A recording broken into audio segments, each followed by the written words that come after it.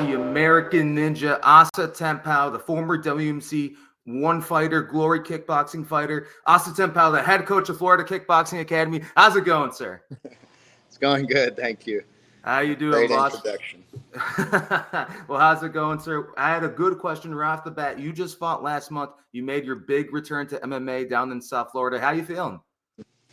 I feel good. It was good to get back in there and then, test myself, challenge myself again. Seeing what it's been a while, so, just kind of shaking off that rust of fighting and fighting in the cage, a small cage, and then, getting all that grappling going again.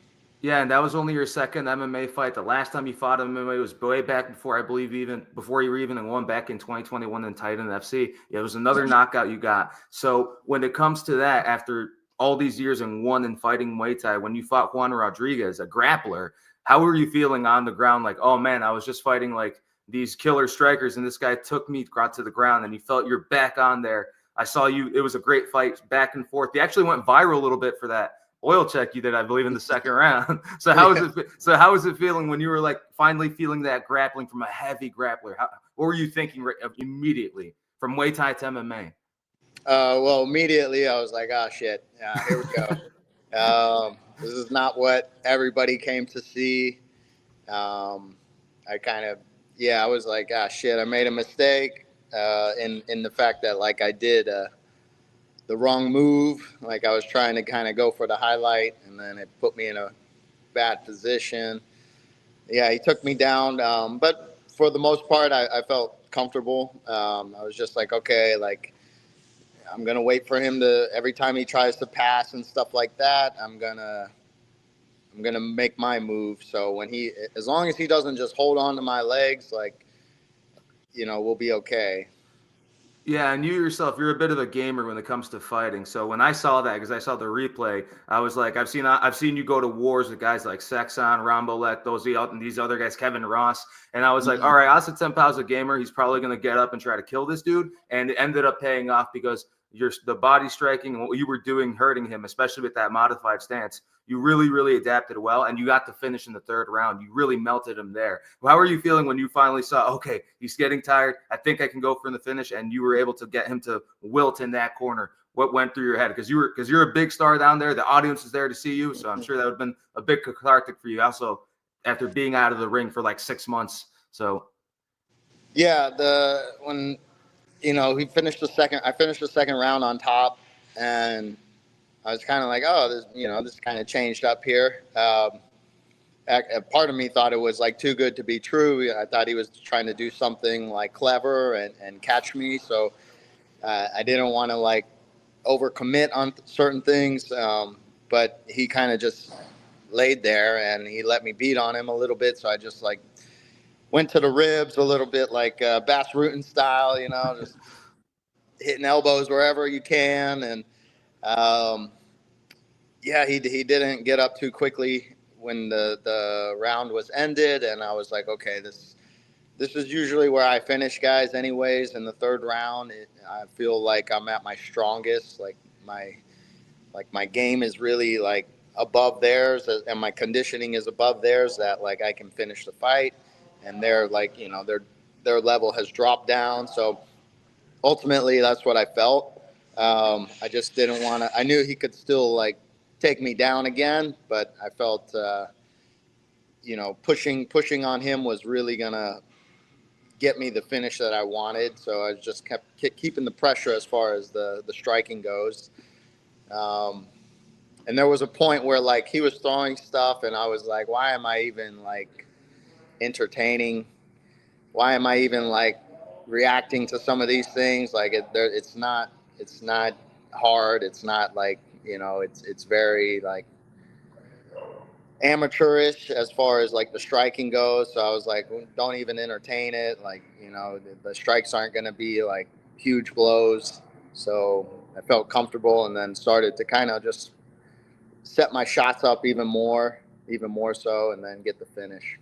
Awesome. And and the thing about this is that although you are a Muay Thai fighter, a striker by heart, you've been trying to get MMA fights going for the past couple of years. You tried to get Yeah. one in one, you tried to get a couple in. I think you tried to fight Carla Boomingang, that fell Yeah. through. Now, when it comes to MMA, is it a pit stop, or are you trying to be that Alex Pereira, those Israel Adesanya's, that Muay Thai kickboxing guy who kind of makes a big scene on the MMA, as you see how good those guys did, and you're an incredible striker in your own right? Or is this just a pit stop as a way of just filling into time, keeping the activity going, testing yourself before you go back into Muay Thai? Definitely not a pit stop. Mm.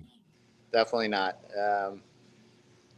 The I've been always trying to get that. That's why I joined one, was to maximize my whole potential and to do all the fights that I could get, kickboxing, Muay Thai, and MMA.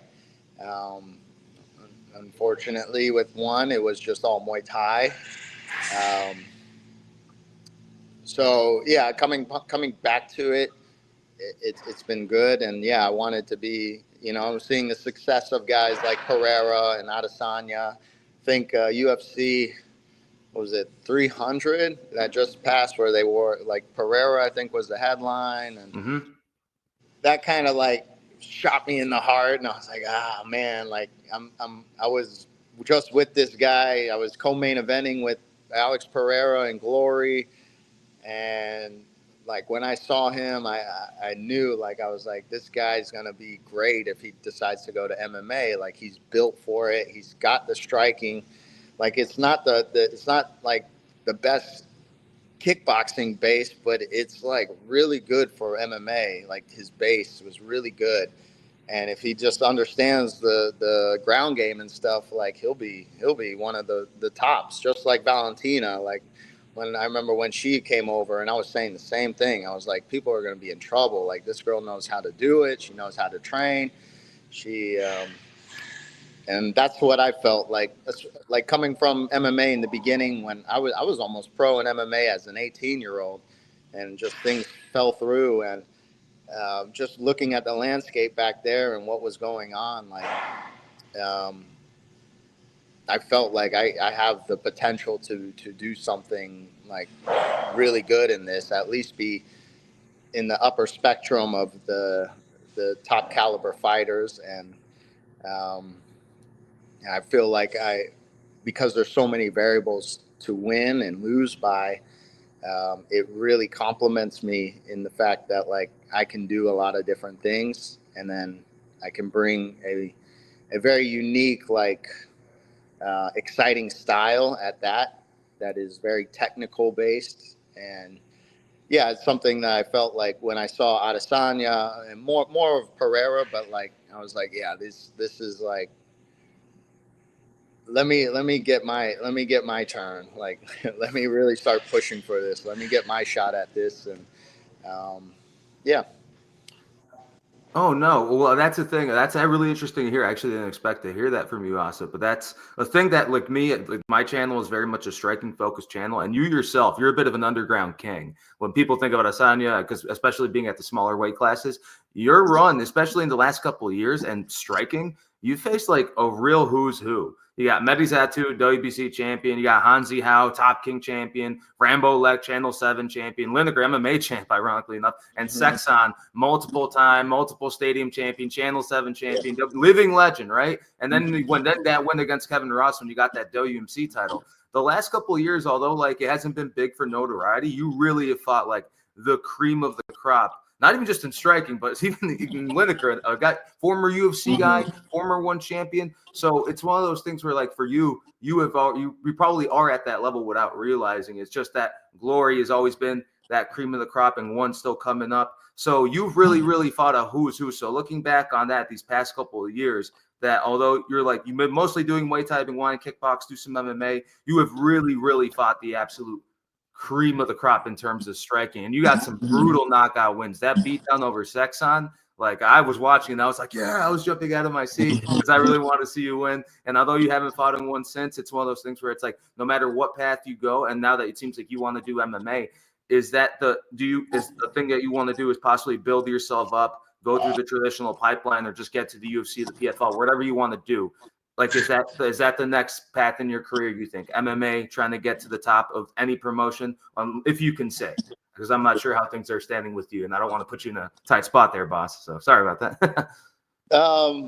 Yeah, at this stage now, I feel like because the UFC is more in America, over in the U.S. base, the training as far as MMA goes is really well established here.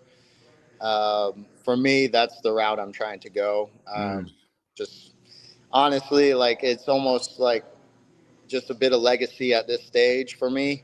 I just want to kind of get that out of my system, get to where I believe I can get to, and then go from there, which would be the UFC. It would be me Mm. getting to the UFC, getting in front of Dana or Mick Maynard and all those guys, and just let them know, like, hey, I'll be one exciting fight for you, and so yeah, that's pretty much where I'm at. Yeah, more so because I haven't gotten a phone call back from one, and Oh. it's like been very difficult with them. Mm. Um, just trying to get anything going. It's like pulling teeth, and it's been what like since Half a year. April, Half a year. and I haven't gotten a call, and dude, I've been doing everything I can besides talking dirty to people, I guess, and making a shit ass out of myself doing that. So I don't feel like I need to do that. I feel like I have just a great style that's going to be exciting. And yeah, if one wanted me to come back, like it would, we're still there. Technically, I'm still there. Um, but they've kind of allowed me to do these other things, and that's what I'm going to stick with till. Oh, so as of right now, you're still contractually under one championship. They're just giving you the liberty of chasing other bouts. Oh, okay. So is that how it's going, Asa, if I'm understanding correctly? Yeah, in Oh, in in a way, yeah. okay. Sorry again, if you can't say, because I know how the contracts can be sometimes, I apologize. It's But just it's nothing crazy. I mean, hey, the contracts are definitely one sided, so like I'm gonna say what I want to say, but yeah, it's it can't wait forever on people, and kind of got to no, do the thing.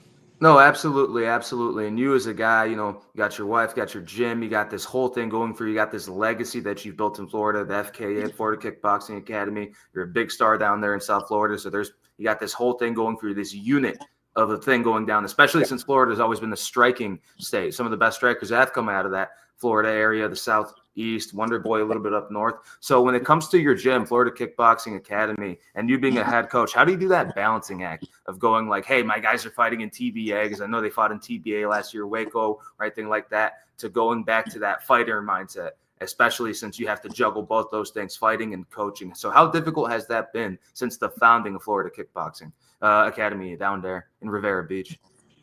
Yeah, since the founding, it's gotten a lot easier.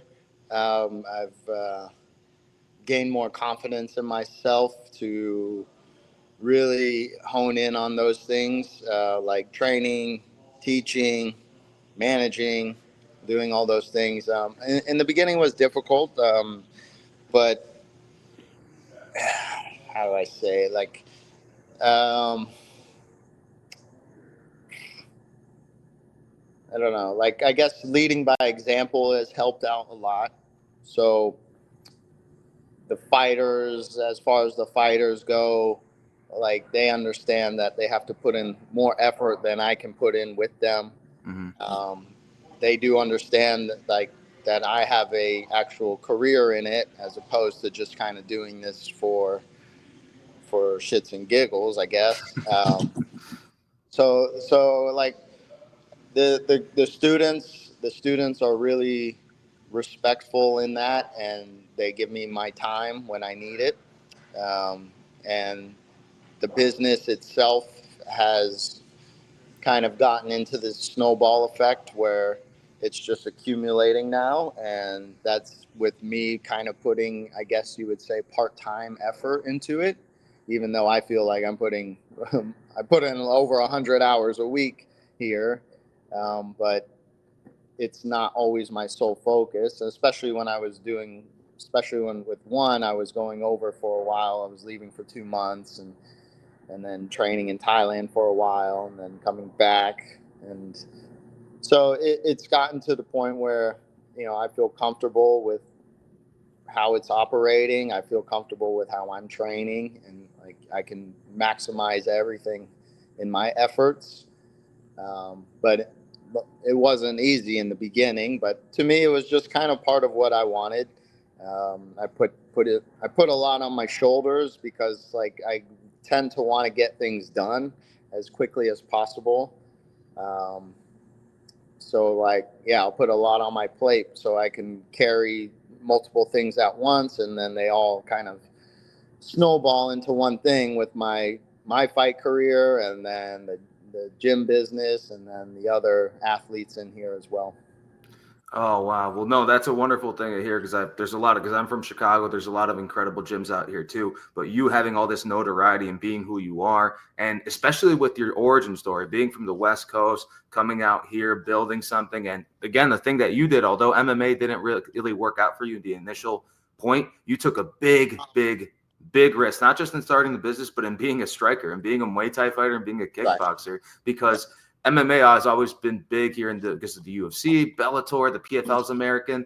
It's for a lot, or boxing. Boxing is usually a bigger deal in the United States. Hell, even bare knuckles getting big here in the United States. Muay Thai, kickboxing is always that European, more Asian sport. But you and I Right. both know it's the most badass combat sport because of the spinning kicks, the incredible striking, and it deserves its attention. So you doing that and kind of making it that project and building your legend, although it may not have gone the way that you wanted, I still think you're a legend. But when it comes to this sort of things, is that you've built a strong striking foundation of now you have these dudes competing. Now you have these guys maybe even going pro eventually. What does it mean for you from being that kid who wanted to be that American ninja that you are Mm-hmm. to now to being the leader of the leader of the pack? Not only are you fighting, you're leading the pack. That development, not just as a fighter, but as a man, getting married, having a family. Like, what does that mean to you that when you think back to it? I know you work hundreds of hours, so it probably doesn't give you much time to reflect on these things, but it is a very difficult thing to do, to go from that fighter, from that guy to the other side of the country, to the Southeast, and now building all this stuff, growing as a person, growing as a martial artist, and growing as a man, because those things are intertwined, I'm sure, as you would agree. So what does it all mean to you? Um, it's yeah, I don't really get the time to like kind of reflect too often. It's more so after a fight where I'm reflecting more so on the fight. Um, Being that the business is really good right now and the fight career is really good right now. Um, I'm like, I guess, still humble in a way. Like I'm very fortunate. I've had a lot of help, to get to this stage. I will say, like, since I turned pro, I've been kind of swimming on my own in the sense. So knowing that I was doing it my way as opposed to somebody else's way, that brings me a lot of like clarity and comfort that like, okay, like I do know what I'm doing. I'm not faking this. Like, I'm not really like the term fake it till you make it kind of pops up every once in a while. Like, oh, am I legit? Am I this? And so being that everything has become successful in that, like it really helps. Being the leader in the pack as far as the striking goes for the U.S. Yeah, it really honed on. I really honed in on it when I started going around the country doing the tournaments as an amateur, and I felt like, I've always wanted to be a part of like some kind of Olympic Team USA thing and like do that whole bit. And so when I got the opportunity to do it, I felt like I didn't really feel like I was going to be the leader at first, but I was going to do everything that I can to be the captain of it. Like I was going to do everything right. Like I was going to push everybody hard. I was going to, anybody who was around me, I was gonna like try to raise the tide up with them.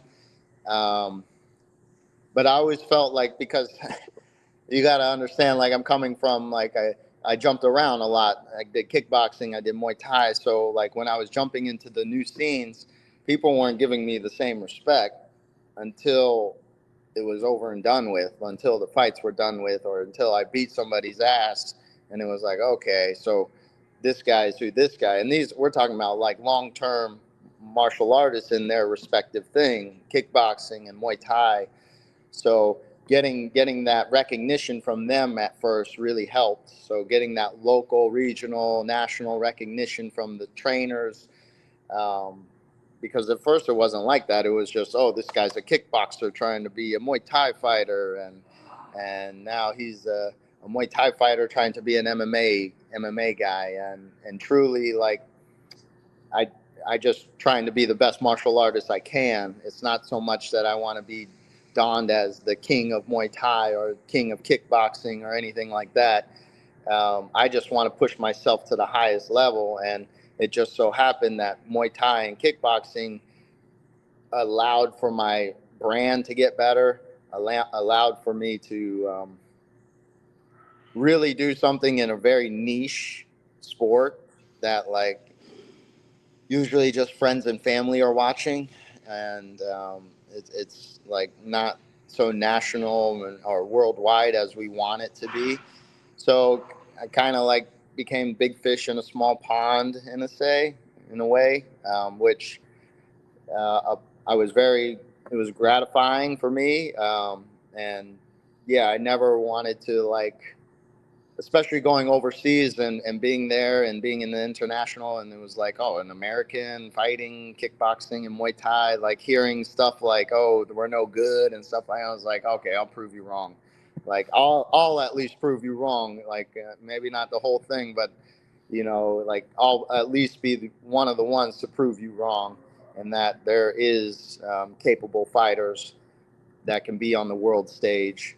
Um, so I don't know if that answers your question, but Oh, no, no, absolutely. I think that was actually a very good answer because it shows you kind of that journey that you went through and what you had your mindset in, and kind of what you're passing on to your students. So I think that's a very good answer. And that actually begs another question, because although Muay Thai and kickboxing might have not been there when we were like kids, like that high level, like it was in Japan, like it was in Thailand, it is getting bigger here in the United States. We got Warriors Cup close to you. We got Husky Fat for kickboxing. They have a link to K1. So for the kids out there in Florida that train with you who say, "Hey, coach, I want to be a Muay Thai fighter. I want to be a good knock Muay. I want to fight in Japan. I want to be in one like you." Like, is for you, someone like you, is that a thing that's like the future is bright for them? That new generation, that 18-year-old and 19-year-old kid, that Muay Thai and kickboxing, because we're seeing guys like Luke Lisi, you obviously, Jackie Buntan, and we're seeing a good amount of Americans actually getting decent representation. And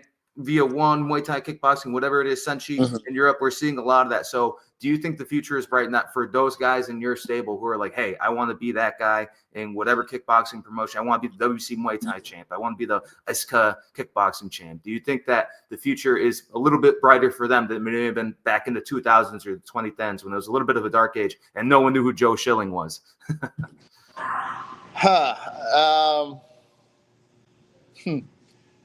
I would actually say it was better back then than it is now. Um, Especially when we had shows like Lion Fight, when we had Glory coming here. Um, there was like a few steps that you could get your national brand a part of, as a like don't get me wrong, Warriors Cup and Husky, they're doing their thing, but the TV deal is a really game changer on most things, and it really brings your name into light, and it really shines a light on you. Um, so like there's definitely more promotions out there running Muay Thai kickboxing shows. Um, it's hard for me to say like that it's brighter. I think people are getting more educated on the sport sporting side, as far as like the business side, I should say. Like they're getting more educated because the guys, the founders, the Shillings, the Kevin Rosses, myself, we're all going through it. We've all went through it, and now we can kind of shed a little light on it.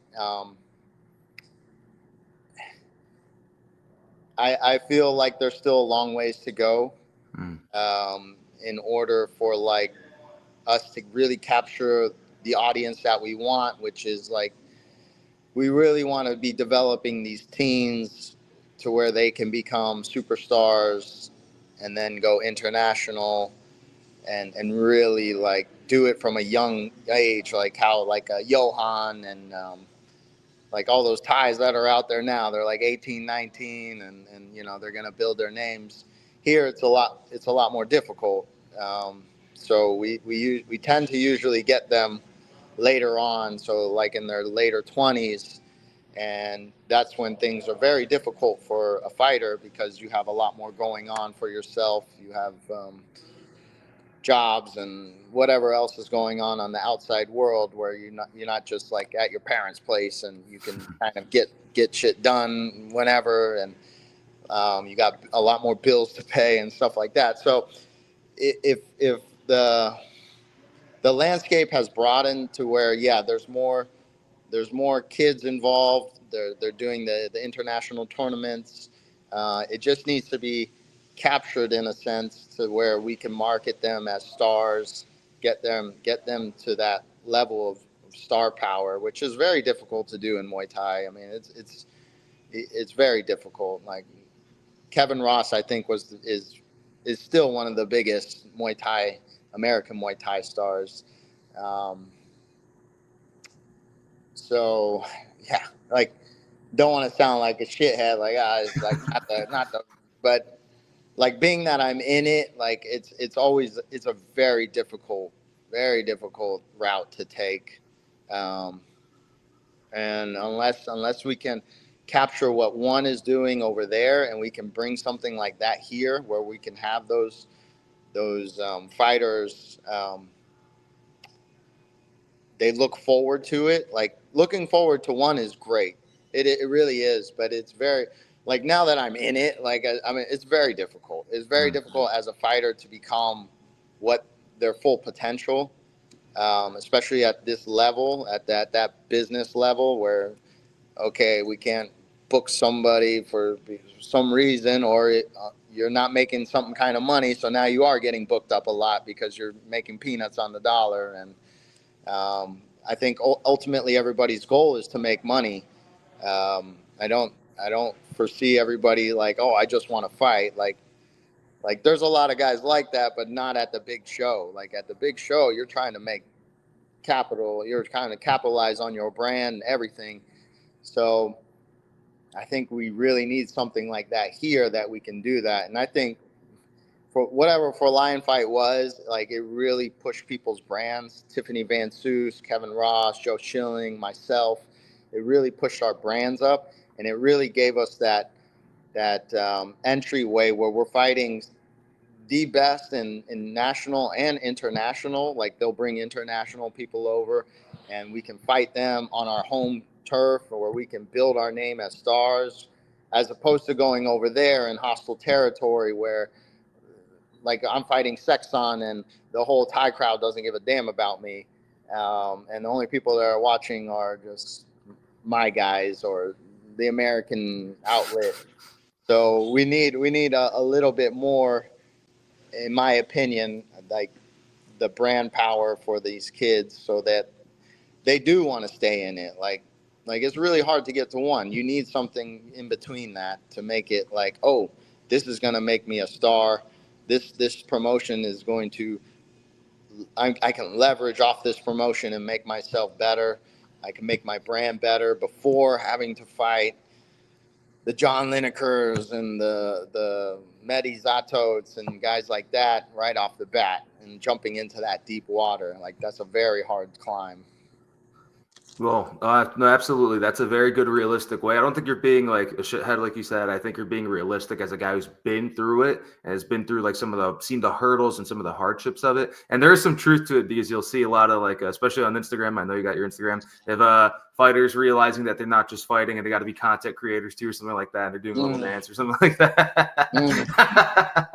That Yeah. face I see, Yeah. I think you know what I mean. But no, when it comes to that, although things may be going in a different direction for you as a fighter, is the Yeah. future bright for Asa Tempao? Because MMA is big here. Your striking is always exciting. And I firmly believe that as long as you manage to stop a takedown, there's no one you can't knock out in MMA because you develop so well facing yourself against the top guys in the world. And hey, you already faced an MMA world champion in Lineker. There's no one more heavy-handed than that Right. dude. So is the future Right. bright for Asa Tempao in MMA, you think? Absolutely. I'm looking forward to the consistency. I'm supposed to be getting back in there in the late January. So that's really what I'm yearning for, is that consistency where I can just kind of stay polished, stay doing my thing correctly, and not the layoff of like, man, is like, it's been a while. Like, here we go. Like, I'm, I gotta like shake a rust off. Even though it's 6 months, that's still quite a bit of time. And then you're fighting top talent like that. So yeah, the future feels bright for me. I'm really excited for 2026. I think by the end of it, I'll be somewhere where I feel like I should be, and that will, like, in a way, I guess, resurrect some things, like put more news on me again, because I'm on certain shows that promote a lot of media and get a lot of media attention. Um, so yeah, I feel like it's very bright. The training that I'm doing now, I've honed in on it quite a bit, just from doing all these different types of camps. Now I'm doing, how I'm doing my MMA and how I'm doing my strength and conditioning and my striking. Like, it's really like coming together for me. So yeah, it looks really bright for me. Hell yeah. Well, you heard it here. You heard it here first, folks. Asa Tempao, UFC title run next year. So other than that, though, thank you so much for your time, boss. Thank you so much for being our representative in kickboxing and Muay Thai. We're really grateful for that because we're just so underrepresented. Thank you for trying your best. Thank you for being here, even here. And I hope you have a wonderful Thanksgiving. It's everyone out there. Shout out to Asa Tempao if you want to go train with them. Where can you give a plug for Florida Kickboxing Academy if you'd like, sir? Yeah, if you guys want to come train Florida Kickboxing, we're in West Palm Beach, Riviera Beach, right off the I-95. We have social media. We have the website. You can just plug in Florida Kickboxing Academy and it'll pop right up. You're always welcome to come train. Very family friendly here, so you don't have to worry about anything going too chaotic. But yeah, come train, and I'm always here. Take a picture with me, stuff like that. All right, you heard it here, folks. Go train with Asa Tempao, UFC title run 2026. All of you guys have a wonderful Thanksgiving. Thank you so much for your time, sir, and thank you for being here. Thank you. I appreciate it. All right, they're recording. Make sure to subscribe to the LowKick MMA YouTube channel for all the latest news, event previews, and interviews with some of the biggest stars in MMA.